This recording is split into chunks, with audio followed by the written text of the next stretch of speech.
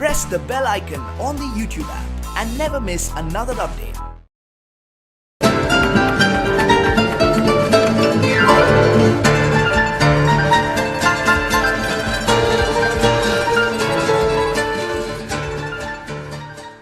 Hi friends, నా పేరు చందు. మీరు చూస్తున్నారు SA Telugu tech zone. So friends, మనం ఈరోజు ఎంఎస్ వర్డ్లో మనం రెఫరెన్స్ ట్యాబ్లో మనం టుడే డిస్కస్ చేసే టాపిక్ ఏంటంటే, మనకి ఇక్కడ ఇన్సర్ట్ క్యాప్షన్లో insert captions, cross reference, insert table of figures. So ఈ టాపిక్స్ని ఈ వీడియోలో మనం కవర్ చేద్దాం. సో మనకి ఇన్సర్ట్ క్యాప్షన్ ఎలా ఉపయోగపడుతుంది, మనం దేనికి యూస్ చేస్తాం. సో వన్స్ మీరు ఈ వీడియో చూసే ముందు మీరు ఇక్కడ ప్రీవియస్ వీడియోలో నేను మీకు ఇన్సర్ట్ సిటేషన్ అని చెప్పేసి ఒక వీడియో చేస్తున్నాను. సో వన్స్ మీరు ఆ వీడియో చూసి నెక్స్ట్ ఈ వీడియో చూడండి, ఓకేనా? ఎందుకంటే మీకు కొంచెం అర్థమవుతుంది నీట్గా, ఓకేనా? సో టాపిక్లో వెళ్ళే ముందు మీరు నా ఛానల్ కానీ సబ్స్క్రైబ్ చేయకపోతే ఇక్కడ రెడ్ కలర్ సబ్స్క్రైబ్ బటన్ ఉంది కదా, దీన్ని క్లిక్ చేసి సబ్స్క్రైబ్ చేసుకోండి. అలాగే పక్కన ఉన్న బెల్ ఐకాన్ క్లిక్ చేసి యాక్టివేట్ చేసుకోండి, ఎందుకంటే నేను ఏ వీడియో పెట్టినా మీకు నోటిఫికేషన్ అయితే వస్తుంది. సో ఇంకేం మాత్రం లేచిన టాపిక్లోకి వెళ్ళిపోదాం. సో ఫస్ట్ నేను ఇక్కడ చూసి చెప్పాను మీకు ముందని, ఏమని చెప్పాను, రిఫరెన్స్ ట్యాబ్లో మనం ఏ ఆప్షన్ అప్లై చేయాలి అన్నా we need a plenty of matter అని చెప్పేసి చెప్పాను అనమాట. సో మనకి దీంట్లో మనం దీంట్లో ఏ ఆప్షన్ అప్లై చేయాలి అన్నా we need plenty of matter అనమాట. సో దానికని నేనేం చేస్తున్నాను, ఇప్పుడు చూడండి నాకు 1 పేజే ఉంది. సో దాన్ని నేనేం చేస్తున్నానంటే, మనకు తెలిసింది కదా కోడ్. సో ఇది equals to rand open braces 100,1 close braces click చేసి ఎంటర్ క్లిక్ చేస్తే మనకి ఇక 6 పేజెస్ ఆఫ్ మ్యాటర్ అయితే వచ్చింది. సో ఇక నేను క్లిక్ చేసుకొని ఒక ఎంటర్ క్లిక్ చేస్తే 1 పేజ్ ఆఫ్ మ్యాటర్ అనేది నాకు స్టార్టింగ్ నేను ఫ్రీ పేజ్ పెట్టున్నాను. ఎందుకంటే ఇప్పుడు మనం మీ రెఫరెన్స్ ట్యాబ్లో మనం ఇన్సర్ట్ క్యాప్షన్ యూజ్ చేసినప్పుడు మనకి ఏంటంటే, మనకి కొంచెం అదే ఇప్పుడు మనకి రావాలి కదా ఇక్కడ, అంటే మనకి ఇక్కడ టైటిల్స్ అవి రావాలి కదా, టేబుల్ ఆఫ్ కంటెంట్స్లో మనకి కంటెంట్స్ ఎలా అయితే వచ్చాయో, సో ఇన్సర్ట్ క్యాప్షన్ అనేది మనకి అది చేసినా కూడా సేమ్ అలాగే వస్తుంది. కాకపోతే ఇది ఇన్సర్ట్ క్యాప్షన్ అంటే అర్థమైంది అంటే, ఇన్సర్ట్ క్యాప్షన్కి ప్లస్ టేబుల్ ఆఫ్ కంటెంట్స్ అంటే ఏంటంటే, నువ్వు ఏదైతే స్టార్టింగ్లో హెడ్డింగ్గా నువ్వు కంప్యూటర్కి ఐడెంటిఫై చేయగలుగుతావో అది టేబుల్ ఆఫ్ కంటెంట్స్లో ఫస్ట్ పేజ్లో నీకు అది డిస్ప్లే చేస్తుంది. ఇక్కడ ఇన్సర్ట్ క్యాప్షన్ అంటే అర్థమైంది అంటే, మనము మన డాక్యుమెంట్లో ఎన్నో పిక్చర్స్ ఉంటాయి, టేబుల్స్ ఉంటాయి, ఈక్వేషన్స్ ఉంటాయి. సో ఇలా నెంబర్ ఆఫ్ ఏంటంటే మనకి డిఫరెంట్ టైప్స్ ఆఫ్, అంటే ఇప్పుడు మనం టైప్ చేసిన మ్యాటర్లో ఓన్లీ మ్యాటర్ మనకు రూల్ లేదు కదా, పిక్చర్స్ ఉంటాయి డిఫరెంట్గా, టేబుల్స్ ఉంటాయి, ఈక్వేషన్స్ ఉంటాయి, ఇలా ఎక్సెట్రా చాలా ఉంటాయి కదా.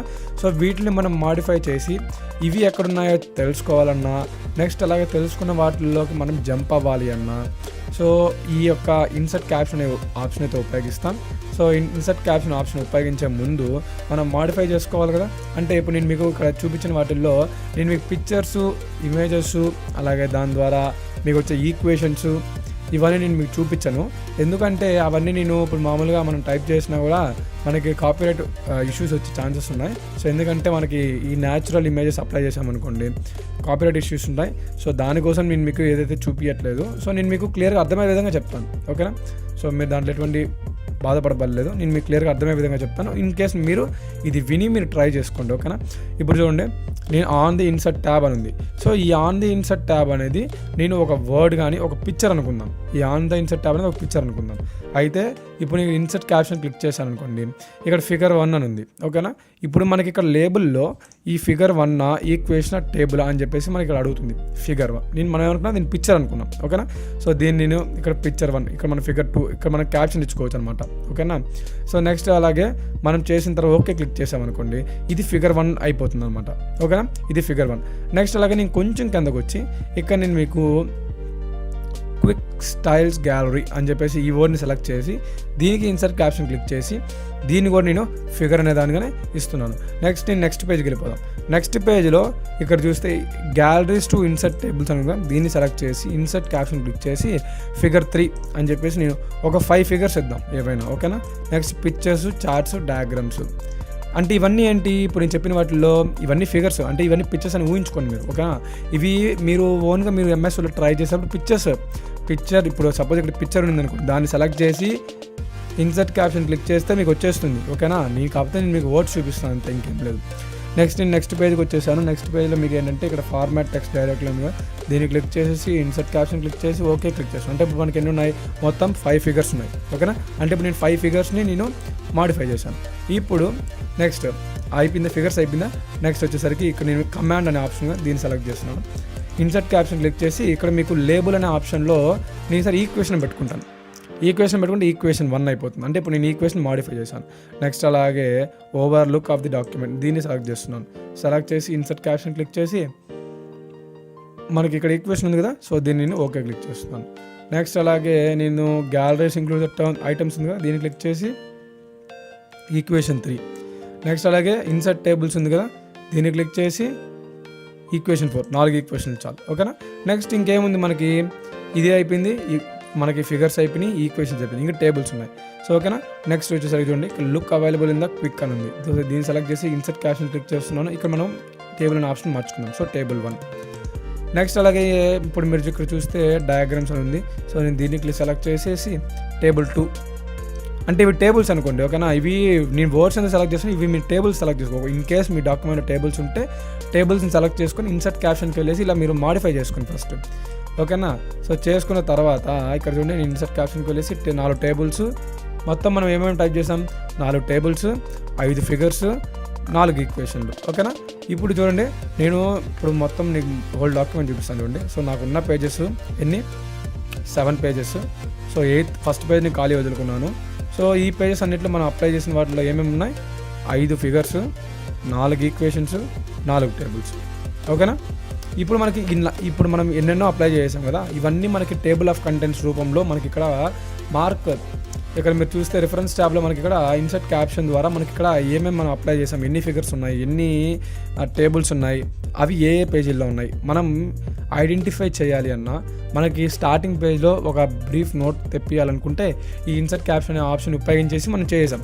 ఇప్పుడు మనకి ఇక్కడ పైన దాని పక్కన ఒక ఆప్షన్ కనిపిస్తుంది చూసారా మీరు, ఇన్సర్ట్ టేబుల్ ఆఫ్ ఫిగర్స్ అని చెప్పేసి. ఇది క్లిక్ చేస్తే ఏమవుతుందో తెలుసా, ఈ పేజ్లో మనకి ఎక్కడెక్కడ మనం ఇప్పటిదాకా ఏమేమి ఇన్సర్ట్ చేసామని చెప్పేసి మొత్తం ఇక్కడైతే వచ్చేస్తుంది. ఇక్కడ చూడండి మీరు. సో నేను దీన్ని జూమ్ చేస్తున్నాను చూడండి. సో నేను దీన్ని జూమ్ చేసేసాను. ఫస్ట్ పేజ్కి వెళ్ళిపోదాం. ఇక మనకి ఫిగర్ 1, ఫిగర్ 2, టేబుల్ 1, ఈక్వేషన్ ఇలా ఉంది కదా. ఇప్పుడు నేను ఇక్కడ నేను సెలెక్ట్ చేసి ఇన్సర్ట్ టేబుల్ ఆఫ్ ఫిగర్స్ అని ఉంది. దీన్ని క్లిక్ చేసిన తర్వాత మనకి ఒక మెసేజ్ బాక్స్ అయితే ఓపెన్ అయింది చూసారా. ఇప్పుడు దీంట్లో షో పేజ్ నెంబర్స్, అంటే మనం ఇన్సర్ట్ చేసిన వాటికి పేజ్ నెంబర్ చూపియాలా లేదా అని అడుగుతుంది. సో నెక్స్ట్ వీటి గురించి మళ్ళీ చెప్తాను నేను. సో ఓకే క్లిక్ చేసేయండి. ఓకే క్లిక్ చేసేస్తే ఇక్కడ చూడండి నాకు టేబుల్స్ ఏ పేజీల్లో ఉన్నాయి ఇక్కడ మనకు చూపించింది. ఇప్పుడు మళ్ళీ insert table of figures click చేసి ఇప్పుడు మనకి మనం అప్లై చేసిన వాటిల్లో ఫిగర్స్ ఉన్నాయి, దాంతోపాటు ఈక్వేషన్స్ కూడా ఉన్నాయి, అయితే మనకి టేబుల్సే వచ్చాయి కదా. ఇప్పుడు నేను ఇక్కడ చూడండి, ఇక్కడ మీకు క్యాప్షన్ లేబుల్ అనే ఒక చిన్న ఆప్షన్ కనిపిస్తుంది ఇక్కడ, క్యాప్షన్ లేబుల్ అని చెప్పేసి. సో ఈ లేబుల్లో మీరు వెళ్ళేసి ఇక్కడ మీరు ఫిగర్స్ అని టైప్ చేశారనుకోండి, నెక్స్ట్ మీకు ఫిగర్స్ వచ్చేసాయి చూడండి, 5 ఫిగర్స్. నెక్స్ట్ మీరు అలాగే insert table of figures click చేసి ఇక్కడ మీరు ఇంకేం మిగిలింది, ఈక్వేషన్ మిగిలింది. ఈక్వేషన్ క్లిక్ చేసి ఓకే క్లిక్ చేస్తే 4 ఈక్వేషన్లు వచ్చేసాయి ఇక్కడ మీరు చూడొచ్చు చూసారా. అంటే టేబుల్ 1 ఎక్కడ ఉంది, మనకి 2nd పేజీలో ఉంది. టేబుల్ 2 ఆడుంది 4th పేజీలో ఉంది.